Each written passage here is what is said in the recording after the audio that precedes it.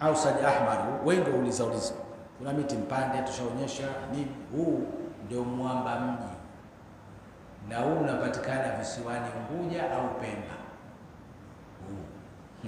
Na huu mti muhimu sana, huu mti ni very important, mzuri sana mti huu. Mwamba mji, mti baridi kwa mjamzito, huu ndio mti mwafaka kwake. Ana mjamzito anakuwa na dawa zake maalum. Chemsha mti kama huu lita 1.5, chemsha bara, kunywa kikombe chako cha kahawa kuto mara 3, kogea, uepukane na majini yanayokuja sio akakushika mimba yako akaishika tumbo lako asubuhi ukaharibu mimba. Tumia. Na pia kubatilisha uchawi hii. Sawa, weka hii. Barabara weka hii. Haya, na kwa wale wa midiso sasa, mti huu Ausad ahmar unaitwa. Waswahili wanaita nini? Mwamba mji, kwa watu wa midiso huu. Kwa sababu huu unaondosha kwanza magesi, inaipeleka damu, msukumo wa damu unaopeleka vizuri. Mti tutaudharau sana. Alhamdulillah, Unguja na Pemba mti umejaa. Sawa. Huu mizizi 7 upate. Sawa, upate mizizi 7 kama hii. Na ubani dhukra,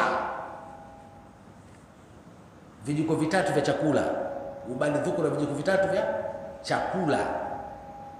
Sawa, weka hii. Alafu mpate na huyo hapa haba sauda, kijiko cha chai. Weka maji lita 2, chemsha vizuri kabisa.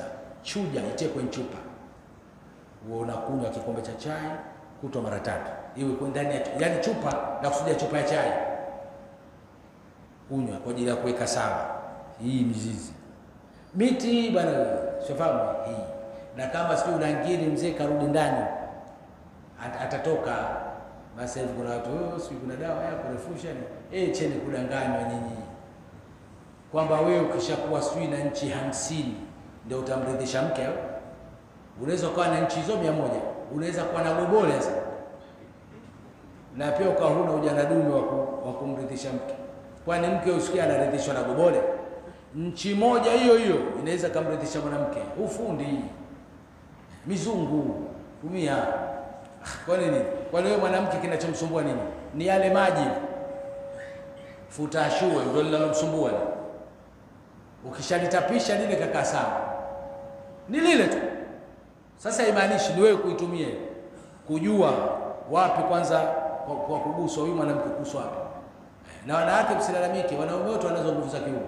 Ni nyinyi mnashindwa kuisimamisha ala ya mumeo.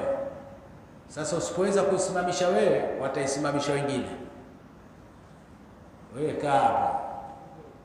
Unakamata bwana haamki, mimi nalala. Hiyo ni unatakiwa wewe, ufundi wako. Sio mume, ni wewe.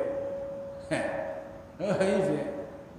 Ndio mwingine utamkuta akwambia, mimi kwa mke wangu yule naenda vizuri bana. Lakini kenda kwa yule hamna. Bila shaka kuna tatizo hapa. Usikimbilie umerogwa tu uchawi. Wewe ukoje? Kwa sababu mwanamke utakiwa kukaa kidume ndani ya nyumba. Wewe ukae kama mwanamke. Kuwa malaya kwa mumeo. No haja. Kuwa malaya kwa nani? Kwa mumeo.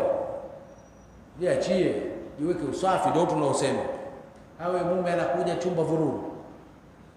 Kuna makoko pia kwa kitandani. Chumba cha kulala.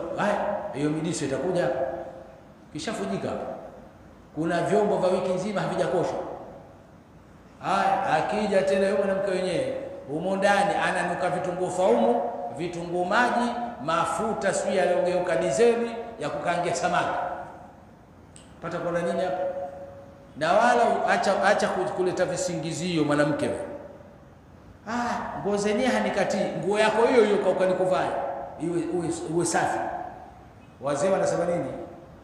Umaridadi waficha umaskini. Hayo mafuta ya kwenazi, jipambe. Usijitie kutaka vitavulio kutoka unakotokea mchafu. Bako wengine kutoka ni mchafu. Sasa kapata sababu. Na kuwa na watoto sio sababu kwamba ndio uwe mchafu, usijipambe kwa mume. Sio. Kwanza katika kitu alichopewa mwanamke ufanyaji wa kazi nyingi kwa wakati mmoja. Hichi kitu mume hana. Hii ni khawasi ya mwanamke. Mwanamke anaweza hapo akamka asubuhi akakupikia chai, akasafisha nyumba, akasafisha watoto, akamtia pampers mtoto, mwingine kisha mtayarisha kwenda shule. Wewe fanya wewe mwanamume, unaweza?